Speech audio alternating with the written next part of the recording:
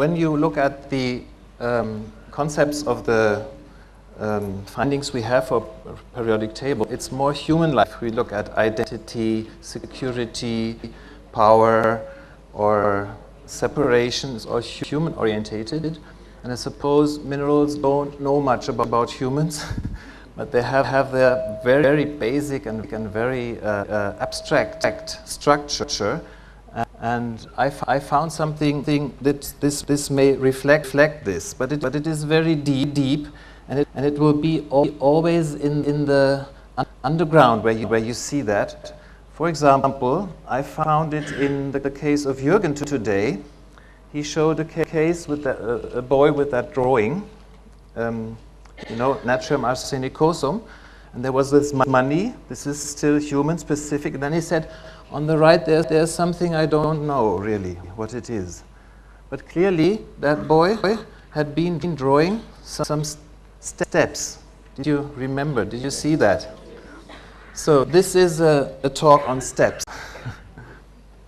And we will understand why this boy had this drawing. There's an explanation.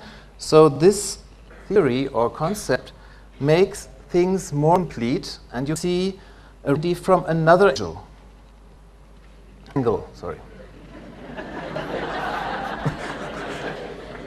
Sometimes the same, yeah? So this is it.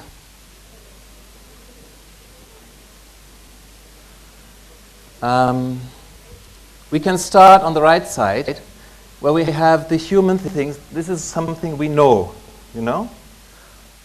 Row 1, the being, not being born, not noticed, everywhere, nowhere, so the being. And then row 2, carbon line, the separation, silica line, the identity, and the choice, ferrum line, the security, the family, the money, and so on. Silver line, culture,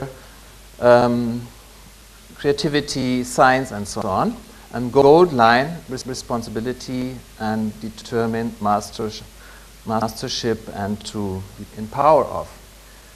What I want to show is that these are human expressions, probably, of something deeper, more non-human.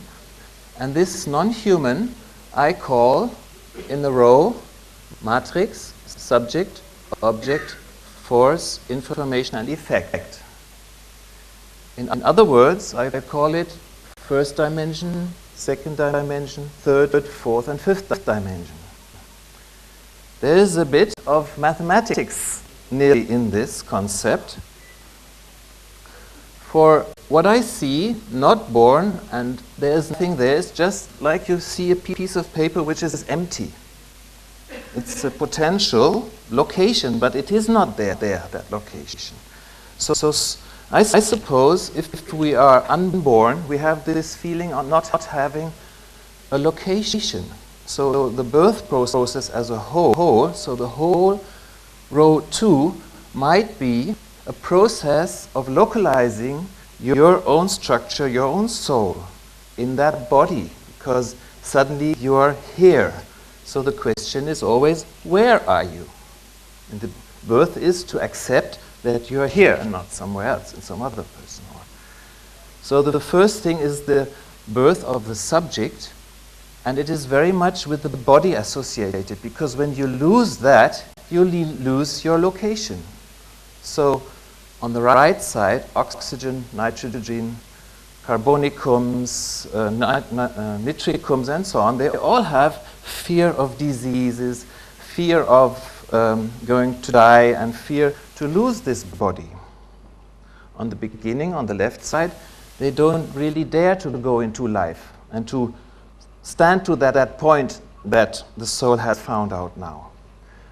And then the next structure, because it's structures as if in these Russian puppets, it's inside, outside, so it adds always. So you have now another freedom line where you can say, I have one location, but now where to go? So the next one is direction, and this connects very easily with the concept of choice. Because immediately, when you say, I go somewhere, and I could just movement, it's from here to there, Because for movement you need 2 points, one and another. You need an object, you need an aim, and you need something to choose and to go for. So the deeper thing is just movement. Movement, you'll see that car moves from one point to the other. And it needs choice, where to go, which to choose, a person or an object. That's, in my understanding, why sulfur all the time wants to touch some object. He's on the right side, so